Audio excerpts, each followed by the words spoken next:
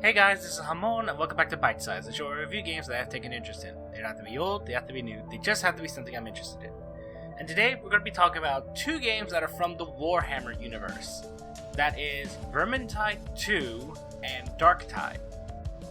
Now, to start off, these two games are classified as Left 4 Dead 2 children, I believe, because they both have similar elements, which I will get to into gameplay.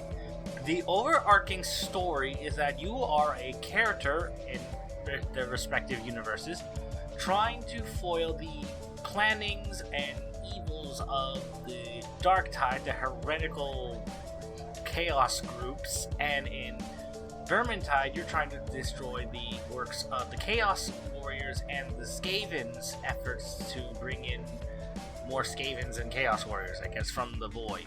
Or the Warp, or whatever they call it in either universe. Both games are of a similar premise. They just have different settings and all that. In terms of graphics, both games are really good. I like the designs, I like the characters' designs, I like the differences in what characters you get. For instance, in Vermintide, you have a battle mage, a priest-like character, a mercenary, a elven ranger, a dwarf.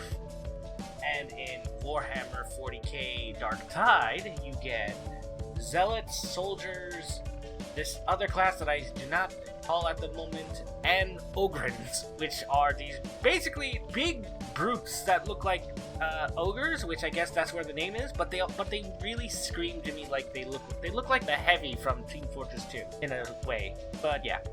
Backgrounds look very nice. Vermintide has very good backdrop and all that, where you go through and all that. Darktide, it's very sci-fi-ish and all that, but it does make me feel like I am in the 40k universe. So that they very good on that.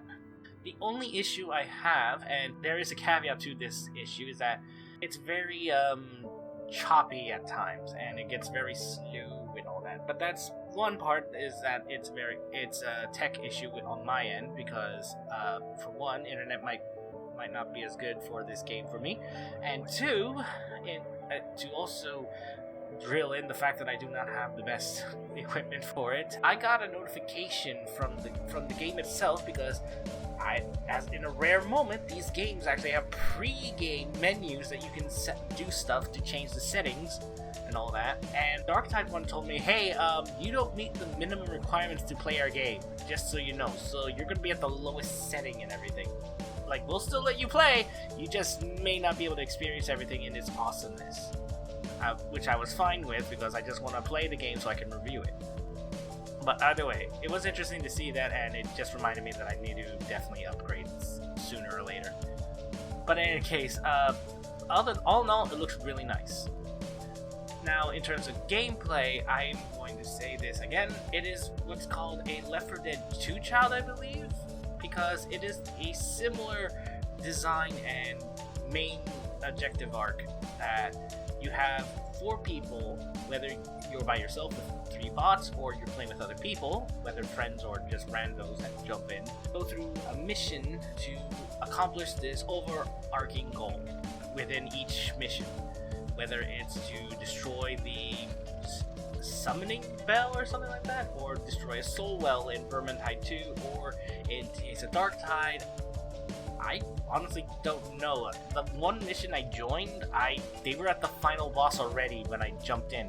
That's the other part that I dislike about these two games in particular, is that actually I didn't really like it with Left 4 Dead 2 either, is that they have quick play, which is like they matchmake you with other people, and they don't care at what point you join. They just drop you right in as if you can just fight your way out. It's like you don't know if they're going to be in the middle of a big fight, or they're at the beginning or at the end already, like I was in Darktide.